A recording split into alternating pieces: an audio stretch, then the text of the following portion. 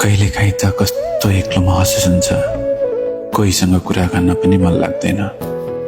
खै कस्तो शून्यताले सताउने रहेछ, के भएको किन भएको केही थाहा छैन। सायद कतिको चित्त पनि दुखाउँछु होला, कसैलाई मेरो व्यवहारले गर्दा रुवाउँछु पनि होला। तर माफ गरिदिनु है, कुनै बेला म आफै होइन जस्तो लाग्छ। साथीहरू छन् तर कुरा केही गर्न मन लाग्दैन। दुखी पनि छैन मन, रोएको पनि छैन आँखा, तै पनि शून्य शून्य भएको छ मन।